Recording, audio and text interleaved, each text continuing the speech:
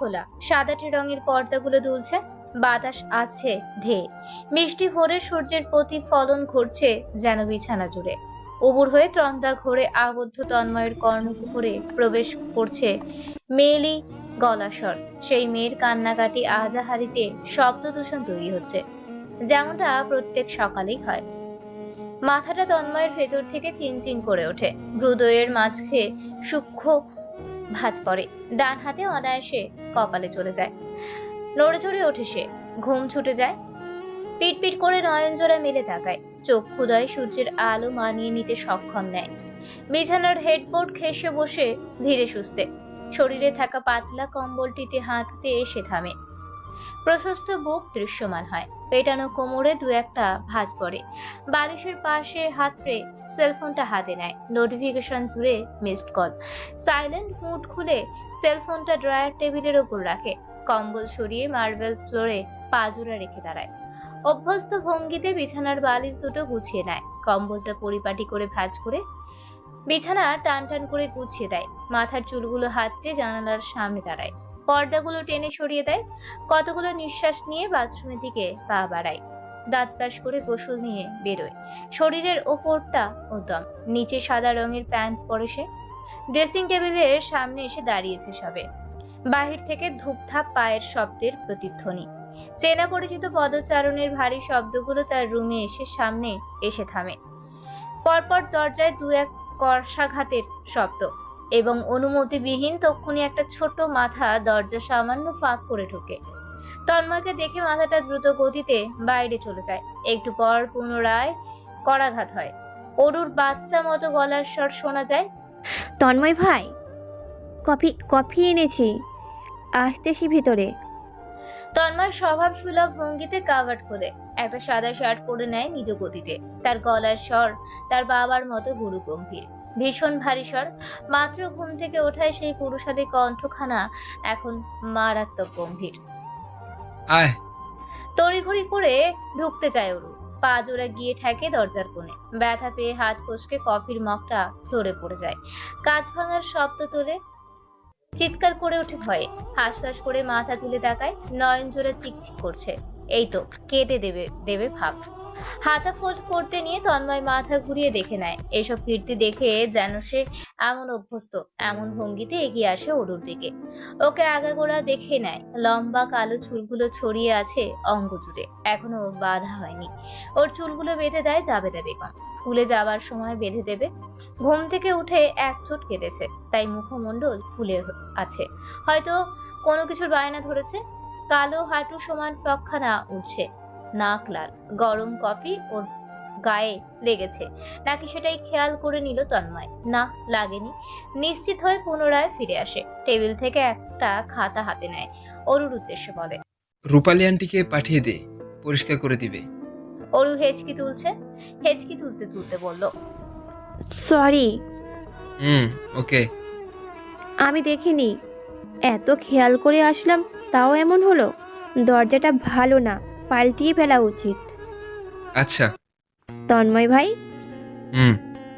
আমার না একটা জিনিস লাগবে। কি? মার্জি লেটেস্ট মডেলের পেন্সিল বক্স নিয়েছে, আমাকেও নিয়ে দিতে বলেন না। আচ্ছা। অরু ভেতরে ঢুকে একটু ঘুরঘুর করে বেরিয়ে গেল। তন্ময় ব্যাগে একটা বই, দুটো খাতা ঢুকিয়ে নিয়ে হাতে ঘড়ি পড়তে নিতেই দুয়ারে এসে দাঁড়ায় মধ্যবয়সী রূপালী। পান খাওয়া লাল দাঁতগুলো দেখিয়ে হাসে, অনুমতি চাইতে বলে, তন্ময় আব্বা, আমু। জি আসুন আন্টি। ফ্লোরে পড়ে থাকা কাচের টুকরো ডিঙিয়ে রূপালী ভেতরে ঢোকে, হাতে কফির মগ এগিয়ে ধরে। তন্ময় সেটি নিয়ে ঠোঁট ছুঁয়ে কিছুটা পান করে।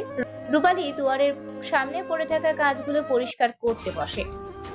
আমি মামুনিরে কত করে কইলাম আমি নিয়ে যাই, কথা শুনলো না, নিজেই আইলো। আয়া কি কামটা করলো, যদি পায়ে পড়তো কেমন হইতো কও। ডাইনিং এ বসে মোস্তফা সাহেব হাতের নিউজ পেপার সেটা উল্টে পাল্টিয়ে দেখছেন তিনি, খুবই মনোযোগী। তন্ময় কিছুক্ষণের মধ্যেই এলো ব্যাগ কাঁধে, এসে সে বাবার পাশের চেয়ারটায় টেনে বসলো। মোস্তফা সাহেব নিউজ পেপার ভাঁজ করে রেখে দিলেন। তাড়াহুড়ো অবস্থায় এক এক করে সকলে উপস্থিত হচ্ছে। অরু এসে বসেছে তন্ময়ের পাশের চেয়ারটায়, সঙ্গে সঙ্গে তন্ময়ের নাকে বেবি পাউডার বেবি লোশনের গন্ধ এসে লেপটে যায়। চোখ বুজে শুকে নেয়। শরীর নাড়িয়ে অরু নাক টানছে। কফির মগ ভেঙেছে বিধায় একটু কেঁপেছিল। কাঁদলে মেয়েটা ঠান্ডা লেগে যায়। এই এক গুণ তার মধ্যে চমৎকার ভাবে চলে বেড়ায়। তন্ময় কাঁচের প্লেট উল্টিয়ে একটা ব্রেড নেয়। ডিম পোস্ট নিয়ে দুটো ব্রেড মিলিয়ে কামড় বসায়। অরু পুনরায় নাক টানে। ওপাশ থেকে আকাশ ধমকে ওঠে। আরও খেতে দিবি তুই? নাক টানাটানি আল্লাহর রাস্তে পরে কর। অরু কষ্ট পায়। টলমলে চোখে তাকায়। টিস্যু দিয়ে নাক চেপে বলে, আমি কি ইচ্ছে করে টানি? এইভাবে কেন বলেন ভাইয়া? অগোচরে তন্ময়ের ঠোঁটের কোণ ঘেঁষে হাসি লেপ্টে এসে বিলীন হয়ে যায় আকাশের গলায় অসহায়ত্ব লেপ্টে। তুই ইচ্ছে করে টান, না হলে অনিচ্ছাই টান। আমার মাথা ব্যথা নেই, তুই এখন টানিস না প্লিজ। খেতে পারবো না, না হলে তন্ময় যে কীভাবে তোর পাশে বসে নির্বিকার থাকে আমার বুঝে আসে না। মোস্তফা সাহেব গম্ভীর স্বরে বললেন, চুপ থাকো আকাশ, খেতে দাও ওকে। চুপচাপ খেতে থাকা তন্ময়ের প্লেটে উড়ে এসে পড়ে ডিম পোস্ট। অরুত্ব আর্তনাদ করে ডিমটা নিতে আসে। চুপ নিতে গিয়ে ডিমটা ভাগ হয়ে তন্ময়ের হাতায় পড়ে, তারপর ট্রেপিতে। তন্ময় নিজের সাদা শার্টের হাতার দিকে তাকায়। দীর্ঘ নিঃশ্বাস ফেলে টিস্যু নেয়। জায়গাটুকু মুছে পুনরায় খাওয়ায় মনোযোগ দেয়, যেন সে কিছু দেখেও না দেখে না। ব্রেডের লাস্টটুকু খেয়ে উঠে দাঁড়ায়। কাঁধে ব্যাগ চেপে বেরিয়ে যায়। দুপাশে অবিশ্বাস্য ভঙ্গিতে মাথা নাড়ায় আকাশ। অসহায় চোখে দেখে নেয় তাদের বাড়ির গাধাটাকে। আচ্ছা, এই গাধাটাকে তন্ময় এত সহ্য কিভাবে করে? কিভাবে এটাকে ঠান্ডা মাথায় হ্যান্ডেল করে? আকাশের গাধাটার সঙ্গে 1 ঘন্টা থাকলে ব্লাস্ট হয়ে যাবে। ক্যাম্পাসে বৃক্ষরোপণ কর্মসূচি চলছে। শিক্ষার্থীগণ ভাগে ভাগে দল বেঁধে মিলেমিশে গাছ লাগাচ্ছে, খুবই মনোযোগ সহকারে। তাদের সাহায্য করছে স্বয়ং প্রিন্সিপাল। পূর্ব দিকের দেওয়ালের সর্বত্র জুড়ে একটি দল হাঁটু গেড়ে বসে। দলের মধ্যে মোট 7 জন। তারা প্রত্যেকের হাত জোড়া কাদা মাটিতে একাকার অবস্থা। সেই সময় তন্ময়ের উরুতে এসে একটি হাত বসে। হাতটা কাদায় মাখুমাখু পর্যায়ে। সাদা প্যান্টে বড় সড়ো ছাপ বসে দেয় মুহূর্তে। চমকে ওঠে ইব্রাহিম। মুখে হাত চেপে ভয়ার্ত দৃষ্টিতে তাকায় ভিকটিমের দিকে। ভিকটিম তন্ময় তখন নির্বিকার। তারপর তাকায় মাহিনের দিকে। এত বড় তাণ্ডব করে মাহিন তখন দাঁত বের করে হাসছে। পর মুহূর্তের সামনে মাটির বালতিটা উঠিয়ে নেয় তন্ময়। সবটুকু মাটি উপর করে ঢেলে দেয় মাহিনের মাথায়। এভাবেই শুরু হয় কাদায় কাদায় গোসল করা। তাদের বন্ধুদের এই কাদামাটি খেলা দেখে অনুপ্রাণিত হয় অন্য সব শিক্ষার্থী। তাদের মধ্যে এই খেলা জমে ওঠে। নির্বিকার হয়ে দেখতে থাকে শিক্ষকগণ। দূর থেকেই নির্দেশনা দিচ্ছে এসব বাচ্চামো বন্ধ করার। কাজ হলো না। সকলেই তখন তুখর মেজাজে রয়েছে। কাদায় লেপ্টে থাকা তন্ময় ক্যাম্পাসের পশ্চিমে বসে। মাথা ভেজা, মুখশ্রী বাদ রেখে সম্পূর্ণ সে কাদায় মেখে। হাতে চেপে রাখা সিগারেটের নিচের অংশটুকু কাদায় ভেজা। গরম চোখে তাকাচ্ছে মাহিনের দিকে। মাহিন তখন বুক ফুলিয়ে হাসছে। সেও সম্পূর্ণ কাদায় মেখে। তার মাথাটাও বাদ যায়নি। বেচারা ইব্রাহিম থেকে ধরে বাকি সদস্যগুলো ছাড় পায়নি। সবাই কাদায় ভেজা। রিহান বিরক্ত গলায় বলল, ওরে মায়ের দিছস না কেন? ওই ছোট মাহিন মজুমদার শুরু করেছে বালের খেলা। আমি কোন মুখ নিয়ে বাসায় যাবো? রাস্তায় গেলে আমায় জোকার কইব, জোকার। মাহিন চুইংগাম চিবুচ্ছে। মূলত সিগারেটের সাথে মাটিও একটু মুখে ঢুকেছিল কিছুক্ষণ আগে, তাই বাধ্যতামূলক একটা চুইংগাম মুখে নিয়েছে। মুখটা ফ্রেশ করার দরকার ছিল। সেই চুইংগাম মুখ থেকে বের করে আঙুলে নিয়ে রিহানকে দেখিয়ে প্রশ্ন করে, খাবি? রিহান নাক ফুঁসে ওঠে। তেড়ে মেরে যায় মাহিনের দিকে। মাহিনও পেছায় না। দুজন সমানে বুক ফুলিয়ে আসে একজোট যুদ্ধ করতে। এক পর্যায়ে করেও। তাদের এই মারামারি আর ছেলে মানুষই একই কথা। ঘাসের উপরে পড়ে দুজন একে ওপরের ওপরে উঠে কিল ঘুষি দিতে ব্যস্ত। এই দুই পাগলকে থামানোর চেষ্টা করেনি কেউ। তন্ময় সিগারেট ফেলে দেয় দারোয়ানকে আসতে দেখে। ব্যাগ কাঁধে তুলে যেতে নিয়ে বলে, আমি গেলাম। এই পর্যায়ে মাহিন আর রিহানও উঠে দাঁড়ায়। বিরক্ত মুখে রিহান এগিয়ে গিয়ে মাহিনের পিঠের ময়লা ছেড়ে দেয়। একই বিষয় মাহিনও করে। চোখ রাঙিয়ে দুজনের আলাদা পথে হাঁটা ধরে। ইব্রাহিম ছুটেছে তন্ময়ের পিছু। সৈয়দও তাদের সঙ্গে। তাদের বাসা আবার একই দিকে। যাতায়াত করতে সুবিধা হয়। সদর দরজা ঠেলে মাত্রই ঢুকেছে তন্ময়। কিছুটা সামনে এগোতেই ওপর থেকে এক ঝাঁক পানি এসে ঠিক তার মাথার উপর পড়ল। ঠান্ডা কনকনে পানি। জব জবে ভিজে তন্ময় মাথা তুলে তাকায়। বারান্দায় অরু দাঁড়িয়ে, হাতে বালতি। সে মনে হয় গাছে পানি দিচ্ছিল। বেঁচে ফেরা পানিটুকু নিঃসন্দেহে এখানে ঢেলেছে। ওর তখন ভাবা জায়গায় খেয়ে যালো। মাহবুদ আল্লাহ বিড়বিড় করে ছুটে ভেতরে গেল। তন্ময় নির্বিকার মুখে থমকে রইল কিছুক্ষণ। শরীরে পানি ছুঁয়ে দিতেই শুকিয়ে যাওয়া কাঁদাগুলো নরম হয়েছে। শরীর বেয়ে চলেছে সেগুলো। এক্ষুনি গোসল করা প্রয়োজন, না হলে আজ সে নির্ঘাত অরুকে থাপ্পড় মেরে গাল লাল করে ফেলবে। নাক ফুসিয়ে ভেতরে ঢোকে, চেঁচিয়ে ডাকে জাবেদা বেগমকে। ছুটে আসেন জাবেদা বেগম। ছেলের এই অবস্থা দেখে বাকরুদ্ধ তিনি। কি হইল, এই অবস্থা কেন? একটা তোয়ালে দাও। সুমিতা বেগম তোয়ালে এনে দিলেন। চিন্তিত গলায় বললেন, ওরও পানি ফেলেছে। ওরে পাঠাইছি গাছে একটু পানি দিতে। মাইয়ারা একটা কাজ যদি ভালো মতো করে। তন্ময় দ্রুত গতিতে দুয়ারে দাঁড়িয়ে শার্ট খুলে ফেলল। কোমরে তোয়ালে পেঁচিয়ে প্যান্ট খুলে সোজা উপরে উঠে গেল। কাপড় চোপড়গুলো তুলে নিলেন জাবেদা বেগম। সুমিতা বেগম তখন নিজের মেয়েটাকে ইচ্ছা মতো বকছে। বকতে বকতে উপরে উঠছেন। অরুর নরম পিঠে নির্ঘাত দুটো চর পড়বে। তন্ময় সন্ধ্যা পড়ছিল। সেই মুহূর্তে দীপ্ত আর অরু আসে পড়তে। ছোট দীপ্ত হই হই করে এলেও অরু ছিল নীরব, যেটা সচরাচর সে থাকে না। তন্ময় অগোচরে কয়েকবার দেখে নিল মুখ গোমরা করে বসে থাকা অরুকে। ফুলো ফুলো গোলগাল মুখটা অসহায় হয়ে আছে। নিশ্চয়ই বকুনি খেয়েছে। মাথা দুলিয়ে বলল, বস, হোমওয়ার্ক করে নে, তারপর কোন চ্যাপ্টারে সমস্যা দেখা আমায়। দীপ্ত ছোট হাত পায়ে বিছানায় উঠে বসে। ব্যাগ এগিয়ে ধরে তন্ময়ের দিকে। তন্ময় খাতা পেন্সিল এবং রাবার বের করে দেয়। দীপ্ত নিজের নার্সারির হোমওয়ার্ক করতে বসে মনোযোগ দিয়ে। মাঝে মধ্যে তন্ময় দেখিয়ে দিচ্ছে। সমস্যা হলো অরুকে নিয়ে। নাক মুখ ফুলিয়ে রেখেছে। তন্ময় দীর্ঘশ্বাস ফেলে। সবকিছুতেই সে নির্বিকার থাকতে পারে, সবকিছু অ্যাভয়েড করতে পারে, হ্যান্ডেল করতে পারে। শুধু তার সামনে বসা এই আবেগী মেয়েটির সামনে সে অসহায়, বড্ড অসহায়। তন্ময়ের মুখশ্রী করুন, দৃষ্টি এলোমেলো বড্ড। তার অশান্তির কারণ ল্যাপটপে চলতে থাকা দৃশ্যটি। একটি ভিডিও চলছে। ভিডিওতে বেশ পুরনো এবং করেছিলেন ওহি সাহেব যখন অরু পৃথিবীতে আসে। হাসপাতালে বেডে শুয়ে রাখা বাচ্চাটিকে ভিডিও করার এক পর্যায়ে ক্যামেরা চলে যায় 10 বছরের হাফ প্যান্ট হুডি পরে থাকা তন্ময়ের দিকে। তন্ময় হাসছে। তার ছোট ছোট পবিত্র চোখ সদ্যজাত জন্মানো অরুর দিকে। মোস্তফা সাহেব এগিয়ে কোলে তুলে নিলেন অরুকে। হেসে হেসে বললেন, ধুমধাম করে বিয়ে দেবো আমার আম্মার। পৃথিবীর শ্রেষ্ঠ রাজপুত্র আনবো আমার আম্মার জন্য। তন্ময়ের হাসি হাসি বাচ্চাটি মুখশ্রীর রং বদলায়। আতঙ্ক চেপে ওঠে মুখশ্রীর সর্বস্ত্র জুড়ে। সে ছটফটে গলায় বলে, অরুর রাজপুত্র তো আমি। চাচু বলেছেন আমি হব অরুর রাজপুত্র, তাই না চাচু? আনোয়ার সাহেব শব্দে হাসে। হেসে হেসে মাথা দুলিয়ে জানায়, হ্যাঁ তো, আমার তন্ময়ের থেকে শ্রেষ্ঠ রাজপুত্র আর কে হতে পারে? তন্ময়ের মুখমণ্ডল জুড়ে বসন্তের ছোঁয়া। দুগাল ভরে হাসে। চোখ ভর্তি স্বপ্ন বাচ্চা ছেলেটার। সে আশাবাদী নয়নে তাকায় বাবার পানে। মোস্তফা সাহেব অসহায় ভঙ্গিতে দুধারে মাথা দোলায়। তন্ময় তখনই ভিডিওটা বন্ধ করে দিল। কাছুমাছু ভঙ্গিতে উঠে দাঁড়ালো। সেই বাচ্চা অরু এখন 11 বছরের। সারাদিন ফ্রক পরে ঘুরে বেড়ায় বাড়ি জুড়ে। তন্ময়ের আশেপাশে তাকে ঘুরতে দেখা যায় রাতের বেলা। পড়তে না বসার হাজারো অজুহাত দাঁড় করায়, তবে সেই অজুহাত তন্ময় মানে না। পড়াশোনায় ফাঁকিবাজি বাদে এমন কোনো আবদার নেই যে সে মেয়েটার পূরণ করে না। তন্ময়ের মনে আছে একটি ঘটনার কথা। সেদিন আসমান জুড়ে মেঘ, চারিপাশ আধার। এক ঝাঁক বর্ষণ নামে।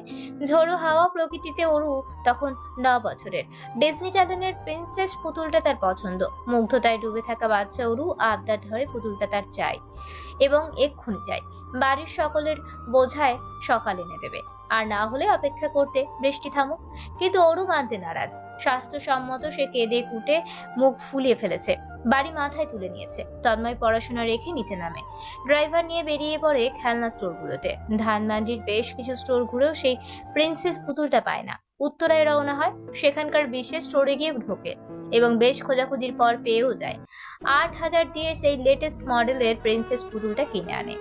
অরু পুতুল পেয়ে ভীষণই খুশি। খুশিতে সে তন্ময়ের কোলে চড়ে গলা জড়িয়ে বারংবার চেঁচিয়ে বলেছিল, থ্যাংক ইউ তন্ময় ভাইয়া। অরুর খুশিতে চিকচিক করা নয়নজোড়া দেখে তন্ময় তৃপ্তি পায়, অদ্ভুত তৃপ্তি। এই তৃপ্তি পেতে যেমন পৃথিবী যা চাইবে বাচ্চাটি তাই এনে দেবে সে। শুক্রবার, ছুটির দিন। শাহজাহান বাড়ির কর্তারা আজ বাড়িতে। 7টায় রান্নাঘরে তোড়জোড় শুরু হয়েছে গৃহিণীদের। সব কর্তারা বসে লিভিং রুমে। তন্ময় স্বভাব সুলভ 7টায় ঘুম থেকে উঠেছে, ট্রাউজার শার্ট পরে নিচে নামছে সিঁড়ি বেয়ে। লিভিং রুমে বসা আনোয়ার সাহেবের পাশে ওর বসে, হাত পা টান টান সোজা। সে তার বাবাকে নতুন শেখা ব্যায়াম দেখিয়ে যাচ্ছে। তন্ময় তার অপোজিটে বসে গিয়ে তাকে বসতে দেখে ওর থেমে যায়, চঞ্চল ভঙ্গিতে তার সামনে এসে দাঁড়ায়। চুলগুলো দুটো বেনিতে বাঁধা, লম্বা পাপড়ি ঝাপটে ঝাপটে এসে শুধায়। তন্ময় ভাই, আজকে আপনি ফুটবল খেলতে যাবেন না? তন্ময় মিথ্যে বলে সর্বদার মতো। ওর না, ভাবান্তর ভঙ্গিতে বলে, এই যে আপনি না বলেছেন, কিন্তু পরে কেমনে যেন না হয়ে হ্যাঁ হয়ে যায়। আপনি তো চলে যান খেলতে, যদি এবারও আপনার নাটা হ্যাঁ হয়ে যায় আমাকে সঙ্গে নেবেন, আমি খেলা দেখতে চাই। আনোয়ার সাহেব শব্দ করে হাসছে। মোস্তফা সাহেব ভাতিজিকে আরো বিগড়ে দেবার ভঙ্গিতে ছেলেকে বলেন, নিয়ে যাও ওরকে, ড্রাইভার যাবে সঙ্গে, দেখে রাখবে। আমি যাচ্ছি না। তন্ময়ের কাটকাট জবাব। অরুর কম বেশি সব আবদার মেনে নিলেও অনেকগুলো সে মানতে নারাজ, এবং তাকে দিয়েই মানানো বড় কঠিন। তার মধ্যে খেলা দেখতে নিতে না যাওয়াটাও। এর কারণ আছে তন্ময়ের মনে, কিন্তু মুখে সে আজ পর্যন্ত কাউকে বলেনি। আজকাল রাস্তাঘাটে 10 বছরের বাচ্চা মেয়েদেরও দেখা যায় প্রেমিক নিয়ে ঘুরছে। একটু একটু ছেলে মেয়েও প্রেমপত্র আদান প্রদান করছে। তন্ময় যেই মাঠে খেলে সেটি বিশাল বড়, সেখানে ছোট থেকে বড় সব ধরনের ছেলে মেয়ে থাকে। অরুর বয়সী মেয়েরা দামড়া বয়ফ্রেন্ড নিয়ে জড়াজড়ি করে দাঁড়িয়ে থাকে। তন্ময় একদমই চায় না অরু সেগুলো দেখুক বা ওদের মধ্যে একজন হয়ে দাঁড়াক বা তার এসবের প্রতি বিন্দুমাত্র ধারণা জন্মাক। এবার অনার্স সেকেন্ড ইয়ারের তন্ময়, সদ্যজাত পুরুষ হয়ে ওঠার রাস্তায় কেবল। মুখ জুড়ে ক্লিন শেপ, এখনো পুরোপুরি দাড়ি না ওঠায় শেপ করে রাখতে হয়। আর্মি কার্ড বেশ মানায় বাড়ন্ত বয়সী ছেলেদের, তন্ময়ের ক্ষেত্র তাই। মুখশ্রীতে ল্যাপটানো গাম্ভীর্যের ছোঁয়া, সুদর্শনের তালিকায় ফেলে তাকে। জার্সি পরে কোলে ফুটবল নিয়ে আলগোছে বেরিয়ে পড়ে সে। রাস্তার মোড়ে তার এলাকার ছোট বড় ভাই ব্রাদাররা দাঁড়িয়ে। প্রত্যেক শুক্রবারে তাদের সঙ্গে ফুটবল খেলাটা অত্যন্ত গুরুত্বপূর্ণ। ফুটবল খেলে সন্ধ্যায় বাড়িতে ফিরে আসে সে। সদর দরজার সামনাসামনি আসতেই ছোট অরুকে দেখতে পায়। দরজা দিয়ে ক্ষণে ক্ষণে মাথা বের করে উকিঝুঁকি দিয়ে রাস্তা দেখছে। তন্ময়কে দেখতেই দারোয়ান চাচাকে বলে, খুলুন দরজা চাচা, ওই যে ভাইয়া, এবার তো খুলুন। তন্ময় খুলতে ইশারা করে। দরজা খুলে দিতেই দৌড়ে বেরোয় অরু। হাঁপিয়ে হাঁপিয়ে তন্ময়কে করুণ গলায় বলে, আমায় কেন নেননি? তুই গিয়ে কি করতি? খেলা দেখতাম। খেলা দেখে কি হতো? মার্জি প্রত্যেক শুক্রবার ওর ভাইয়ের সাথে যায়, প্রত্যেক শুক্রবার খেলা দেখে, আমিও দেখতে চাই। তন্ময় দীর্ঘ নিঃশ্বাস ফেলে, অসহায় চোখে তাকিয়ে থাকে। হাতের বলটা রাস্তায় ফেলে। তন্ময় ভেবে বলে, খেলা দেখবি? হুম। আচ্ছা। তন্ময় সেলফোন বের করে। চাচাতো ভাই আকাশকে ফোন করে। আকাশ ভেতরে ছিল, শুনে দৌড়ে বেরোয়। দারোয়ান সহ তারা 4 জন সেখানেই খেলার মাঠ বানায়। হইচই শুনে বেরিয়ে আসে। মোস্তফা সাহেব অরু হই হই করে তার চাচুকে খেলতে ডাকে। ভাতিজির আবদার রাখতে গিয়েও তিনিও বাচ্চাদের সঙ্গে খেলায় যোগ হন। এক এক করে নেমে আসে আনোয়ার সাহেব এবং ওহি সাহেবও। বাড়ির গৃহিণীরা সদর দরজায় দাঁড়িয়ে খেলা দেখছে। স্ট্রিট লাইটের নিচে তাদের ফ্যামিলি প্লে জমে উঠেছে। সাপ্তাহিক ছুটির আগের দিন রাতে তন্ময়ের রুমে জমজমাট পরিস্থিতি থাকে। অরু, সাবিহা, দীপ্ত, আকাশ প্রত্যেকে আসন পেতে তার রুমে সোফা, চেয়ার এবং বিছানায় লেট নাইট মুভি দেখে। শুক্রবার বন্ধ যেহেতু রাতভর জেগে কাটায়। এটা সেটা খেলায় মগ্ন হয়। আজ খেলাধুলা নয়, তারা মুভি দেখতে বসেছে। জম্বি মুভি, ভয়ঙ্কর থ্রিলিং মুভি। এইসব মুভিতে তন্ময় বেশ অ্যাটেনশন দেয়। সম্পূর্ণ রুম আধারে তলিয়ে, শুধু টেলিভিশনের আলোয় অরুর ভয়ার্থ মুখশ্রী দেখা যাচ্ছে। একটু পর পর সে সাবিয়ার কোলে ঢুকে পড়ছে। পাশে তন্ময় বিষয়টা উপলব্ধি করছে। না করে উপায় কই, মেয়েটা হুড়মুড়িয়ে নড়ছে। অজান্তে তার পায়েও হুটহাট লাথি দিচ্ছে। তন্ময় স্পষ্ট শুনছে অরু ফিসফিসিয়ে বলছে, সাবিয়া আপু, জম্বি লোকটা কি এখন নায়ককে খেয়ে ফেলবে? সাবিয়া মুভি দেখায় বিভোর। সে ধীর গলায় বলে, পরে বলবো, দেখতে দে। অরু সাবিয়ার কোল থেকে বেরিয়ে সোজা সাপটা হয়ে বসলো। সে এখন কার কাছে যাবে জানা আছে তন্ময়ের। মুহূর্তেই অরু ঘেসে তন্ময়ের পাশে আসলো, ধীর গলায় শুধালো, তন্ময় ভাই, জম্বি লোকটাকে কি খেয়ে ফেলবে? ওপাশে সাবিয়া হাসছে নিঃশব্দে। অন্ময়ের দৃষ্টি টেলিভিশনে। সে দৃষ্টি না ফিরিয়ে জবাবে বলে, সবাইকে খেয়ে ফেলবে। টেলিভিশন থেকে বেরিয়ে তোকেও খেতে পারে। কথাবার্তা বলিস না। অরু আতঙ্কে মাথা দোলায়। তন্ময়ের এ ধরনের কথায় ভয় পেয়ে বসে দীপ্ত। ধরফড়িয়ে উঠে দৌড়ে বেরিয়ে যায়। তার চেঁচামেচি শোনা যাচ্ছে নিচ থেকে। ওরও আবার ওর থেকে বড় মানুষ কিনা অতটা ভয় পায়নি, তবে বাকিটা সময় চুপসে রইল। ভয়ঙ্কর দৃশ্যগুলোর সময় হুটহাট একটু চোখ বন্ধ করে ও মাগু, বলেছে, ব্যাস এতটুকুই। আর কোনো প্রশ্ন আতঙ্কে সে দেখায়নি। তন্ময় আড়ালে আবদালে স্মিত হাসে, মাথা ঘুরিয়ে দেখে নেয় অরুকে। দু হাঁটু জড়িয়ে আছে, ভয়ার্ত চোখ জোড়া টেলিভিশনের পর্দায়। তন্ময় মাথা ঘুরিয়ে পুনরায় টেলিফোনে নজর দেয়। তন্ময় ভাই, হুম তন্ময় ভাই, আমি একটা বিচার নিয়ে এসেছি। হুম এই বিচার খুবই গুরুত্বপূর্ণ। তন্ময় ভীষণ মনোযোগী পড়াশোনায়। সামনে সেমিস্টারের ফাইনাল, একটা কঠিন চ্যাপ্টার আপাতত নজর দিচ্ছে। হাতের ক্যালকুলেটর মনোযোগ ছিন্ন বিচ্ছিন্ন না করেও বেশ সাবলীল গলায় জবাব পুনরায় হুম বলল। ওরু আতঙ্ক নয়নে চারিপাশে তাকিয়ে নেয়, বিশেষ করে দরজার দিকটায় কেউ চলে আসে নাকি। সে আর একটু কাছে গিয়ে বসে, গলার স্বর নামিয়ে মিনমিন করে। তন্ময় এবার হাতের কলম ক্যালকুলেটর টেবিলের ওপর রাখে। কিছু একটা হয়েছে, আজ করতে পেরেছে।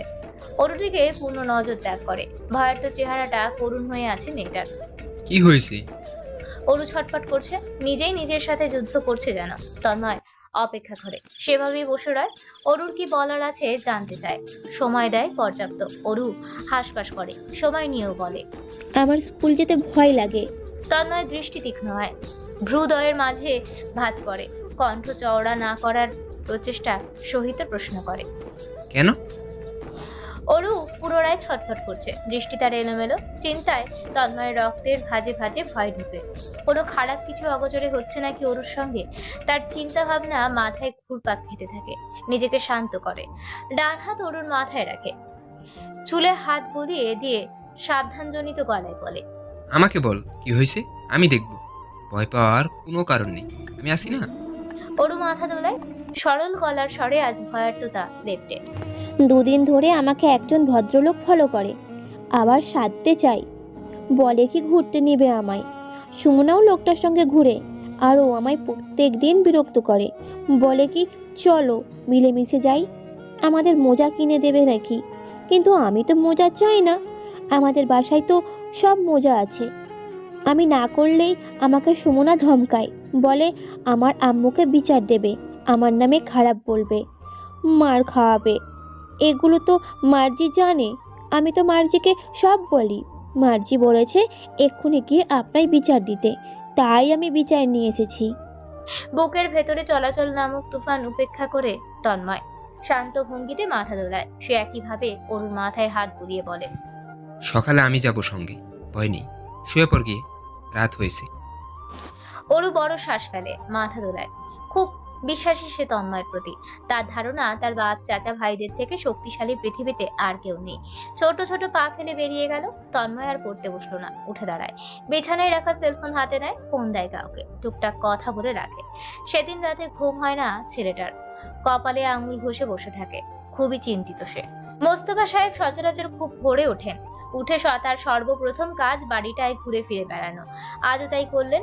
প্রত্যেক দিনের ন্যায় দোতলার উত্তর দিকের করিডোরে ধরে এগোলেন। অরুর পাশের রুমটা খোলা। মোস্তফা সাহেব পাজোড়া থমকে যায়। তন্ময় রুম এ সময় খোলা কেন? তিনি অর্ধ খোলা দরজা ঠেলে সম্পূর্ণ খুলে রাখেন। তন্ময়, জবাব আসেনি। মোস্তফা সাহেব ধীরে সুস্থে ঢোকেন, চারিপাশে নজর বোলালেন, দু একবার ডাকেন, না, নেই ছেলেটা। এত ভোরে কই গিয়েছে? মোস্তফা সাহেব রুম থেকে বেরিয়ে ছাদে ওঠেন, নেই সেখানেও। নিচে নেমে বাইরের দিকে হাঁটা ধরেন, বাগান ডিঙিয়ে সদর দরজার সামনে এসে দাঁড়ান। দারোয়ান ঝিমোচ্ছে। মোস্তফা সাহেব গম্ভীর স্বরে ডাকেন। ধরপড়ে দাঁড়ায় দারোয়ান, ঘুম ভাঙা গলায় সালাম জানায়। মোস্তফা সাহেব জিজ্ঞেস করেন, তন্ময় বেরিয়েছে? জি, একটু আগেই বেরোলো। ছেলেটা এমন ভোরবেলা বেরোলো, আমায় জানাবে না? তন্ময় বাবা না করলেন। অতিষ্ঠ ভঙ্গিতে বাড়ির ভেতরে এলেন মোস্তফা সাহেব। সেলফোন বের করে ছেলেকে কল করলেন, ধরছে না, তবে রিং হচ্ছে।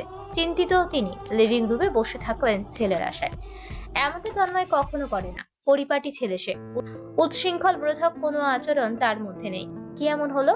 তন্ময় ছেলে হিসেবে দারুণ। তার বয়সী ছেলেরা এলাকায় মারধর করে বেড়ায়, মেয়েদের রাস্তাঘাটে টেজ করে, গার্লফ্রেন্ড নিয়ে ঘুরে বেড়ায়, কিংবা পড়াশোনায় ফাঁকিবাজি করে, খারাপ কাজে লিপ্ত হয়, অথবা আজে বাজে ছেলেদের সঙ্গে ওঠবোস থাকে, রাত বিরেতে বাড়ি ফেরে। এমনটা তো আজকালকার ছেলেরা করে। মোস্তফা সাহেব নিউজ পেপারে এগুলোই দেখেন। আবার নিজের প্রিয়তম বন্ধু রওশন প্রায় সময় বলেন, আমার ছেলেগুলোর কথাবার্তা শোনে না, পড়ালেখায় ভালো না, রাত বিরাতে বাড়ি ফিরে, আমার কথার মূল্য দেয় না, মুখে মুখে তর্ক করে, লাগাম ছাড়া হয়ে গিয়েছে এক পোকা। আর তোর ছেলেটাকে দেখ, মাশাআল্লাহ, সব দিক দিয়ে পারফেক্ট। আমি একটা খারাপ দিক দেখি না জানিস? আজকাল এত ভদ্র হয়ে ছেলে মানুষ, ফার্স্ট ক্লাস রেজাল্ট, কি ঠান্ডা মাথার ছেলে, দেখলে আদরে লাগে, এত শান্তি লাগে আমার। সেদিন তন্ময়ের সাথে দেখা হলো নীলক্ষেতে, বই কিনছে, গেলাম সামনে, সালাম দিয়ে প্রশ্ন করলো কই যাচ্ছি। আমি বললাম বই নিতে এসেছি কিছু, উপন্যাসের বই, ফ্রি টাইমে পড়বো। ও সুন্দর আমাকে ফার্স্ট ক্লাস ইংরেজি বাংলা অনুবাদিত উপন্যাসগুলো এক এক দোকানে নিয়ে কিনে দিল, বইয়ের টাকাগুলো ওই দিল। আমি মজা করে বললাম, যেদিন টাকা ইনকাম করবে সেদিন আঙ্কেলকে কিনে দিও। হ্যাঁ আমি দিই। সে জবাবে বলল, এগুলো আমার টাকা। আমি ওকে জিজ্ঞাসা করলাম, তোমার টাকা কীভাবে, তুমি তো ইনকাম করছো না? তোমার ছেলেটা বলল, টিউশনের টাকা। আমার ভাই বোনদের আমি পড়াচ্ছি, বাবা চাচুরা আমাকে দারুণভাবে বেতন দেন। এই বিষয়টা আমার অনেক ভালো লাগলো। এত সুন্দরভাবে ওকে কীভাবে বড় করলি বলতো তীর্থে? মোস্তফা সাহেবের বুকটা ফুলে ওঠে, তখন গর্বে দাউ দাউ করে জ্বলে ওঠে রক্তের বিন্দু। ভীষণভাবে গর্ববোধ করেন ছেলেকে নিয়ে। তন্ময়কে কিছু শেখাতে হয়নি, ছেলেটা স্বেচ্ছায় অমন, একটু গম্ভীর স্বভাবের, তবে ভীষণ শান্ত, খুবই বুদ্ধিমান। অবশ্য রেগে গেলে অস্থির হয়, ঘরের জিনিসপত্র ভাঙে, তবে সেটা তার চোখে কখনোই বড় কোনো ইস্যু মনে হয়নি। এতগুলো ভালোর মধ্যে ওই অতটুকু খারাপ কোনো ব্যাপার না। কিন্তু হঠাৎ করেই সেই ছেলের জন্য বাড়িতে নালিশ এলে ঠিক তা প্রতিক্রিয়া তার হওয়া প্রয়োজন বুঝতে পেলেন না মোস্তফা সাহেব। তন্ময় মারধর করেছে, এলাকার ছেলেপেলেদের নিয়ে কোনো লোককে নাকি পিটিয়েছে। ভিকটিমের পরিবারের হাতে কোনো প্রকার বিচার এখনো আসেনি, বিদায় তিনি লিভিং রুমে বসে তার শান্ত ছেলেটার এত বড় ধরনের কাণ্ড আর এভাবে ঘাটায়নি। নিশ্চয়ই কোনো কারণ রয়েছে, সেই কারণ জানার জন্যই তিনি বসে। অফিসে যাননি, ছেলে আসবে, কথা বলবেন, তারপর অন্য কিছু। তন্ময় এলো দুপুরে, মুখশ্রী থমথমে, টি শার্ট নোংরা, জুতোয় ধুলাবালি, চুল উস্কো খুস্কো, ক্লান্ত মুখমণ্ডল জুড়ে। লিভিং রুমে সকলেই উপস্থিত ছিল। তন্ময়কে দেখতেই জাবেদা বেগম ছুটে গেলেন, ছটফট নয়নে ছেলেকে পর্যবেক্ষণ করছেন। মোস্তফা সাহেব গুরু গম্ভীর স্বরে বললেন, আসতে দাও ওকে, কথা আছে। জাবেদা বেগম না চাইতেও সরে দাঁড়ান। তন্ময় এগিয়ে যায় বাবার দিকে, তার চাচারাও পাশাপাশি বসে। মোস্তফা সাহেবকে প্রশ্ন করতে হলো না, তন্ময় নিজেই সম্পূর্ণ বিষয় খুলে বলেন। লোকটার নাম রাজু, এখানকার নয়, হুট করেই তাদের এলাকায় আগমন, অল্প বয়সী মেয়েদের নজরে রাখছে, লোভ দেখিয়ে নিয়ে গিয়ে পাচার করার ধান্দায়। ইতিমধ্যে 2-3টে বাচ্চা মেয়েকে কিডন্যাপ করেছে, তথ্যসূত্র পেয়েছে তন্ময়। সব শুনে হাত ছাড়লেন মোস্তফা সাহেব, জানালেন নিজে যাবেন পুলিশ স্টেশনে। এই বিষয় নিয়ে খোলামেলা আলোচনা হওয়া অত্যন্ত গুরুত্বপূর্ণ। তাদের মেয়ের যদি কিছু হয়ে যেত। আর তার ছেলেটা, মোস্তফা সাহেব নরম গলায় বললেন, যাও ফ্রেশ হয়ে রেস্ট নাও, এরপর থেকে কিছু হলে আমায় জানাবে, কেমন? আমি তো আছি সাহায্যের জন্য, তোমার যদি কিছু হতো। তন্ময় মাথা দোলায়, ওপরে যেতে নিচ্ছিল, কিছু একটা ভেবে ফিরে এলো, দাঁড়ালো আনোয়ার সাহেবের সামনে, অসম্ভব গম্ভীর গলায় বলল, চাচু, সুমনা মেয়েটা ভালো না, ওর সঙ্গে মিশতে দেওয়া ঠিক হচ্ছে না। আনোয়ার সাহেবের মুখশ্রী থমথমে। তন্ময়ের মাথায় হাত রাখলেন, চুলে হাত বুলিয়ে বললেন, তুমি যা বলবে তাই, আমি কথা বলে নেব তোমার চাচির সঙ্গে। তন্ময় গোসল ছেড়ে তন্ময় বিছানায় টান টান হয়ে শুয়ে পড়ল, চোখ জোড়া বুঝে নিল চট করে। ক্রোধে মাথাটা এখনো ব্যথিত। দরজায় হতে ঠক ঠক শব্দ ভেসে আসছে। তন্ময় আওয়াজ দিল, কে, কি প্রয়োজন? অরুর মেয়েলি গলার স্বর শোনা গেল। আমি কপি পাঠালো বড় মা। তন্ময় বিছানা ছাড়লো, একটা টি শার্ট গায়ে জড়িয়ে নিল। দরজা খুলতেই অরু ভেতরে ঢুকলো হুড়ুম দিয়ে, কফির মগটা বাড়িয়ে ধরলো। তন্ময় গাধাটিকে ভালোভাবে দেখে কফির মগ দিল, চুমুক বসিয়ে চেয়ারে বসলো। পিছু পিছু অরুও আসলো, গাল ভরে হেসে বলল, তন্ময় ভাই, আপনি যখন শয়তান লোকটাকে মারছিলেন না, অনেক হ্যান্ডসাম লাগছিল আপনাকে, একদম হিরো। তন্ময় কেসে ওঠে, বড় বড় চোখে তাকায়। অরু তখনও অবাক চোখে তাকিয়ে, হয়তো তন্ময়ের এমন রিয়াকশন আশা করেনি। তন্ময় চোখ ফেরায়, এদিক ওদিক তাকিয়ে আদেশ ছড়ে, পড়া কমপ্লিট করেছিস? আজ পড়া দিতে না পারলে খবর আছে কিন্তু। অরু তড়িঘড়ি করে বেরিয়ে যায়। তন্ময় সেদিকে কিছুক্ষণ তাকিয়ে থাকে, পরপর আরো দু চুমুক পান করে। এই দিনগুলো বড্ড সহজ সরল ছিল। তন্ময়ের ভালো লাগার দিন ছিল, ভালোবাসার নয়। আর ভালোবাসার শুরুটা ঠিক অরুর 17তম জন্মদিন থেকে শুরু হয়েছিল, সাথে শুরু হয়েছিল তার ধৈর্যের পরীক্ষা, নিজেকে আটকে রাখার লড়াই, ভালোবাসার মানুষকে কাছে পেয়েও দূরে ঠেলে দেবার এক অবিশ্বাস্য সংযম।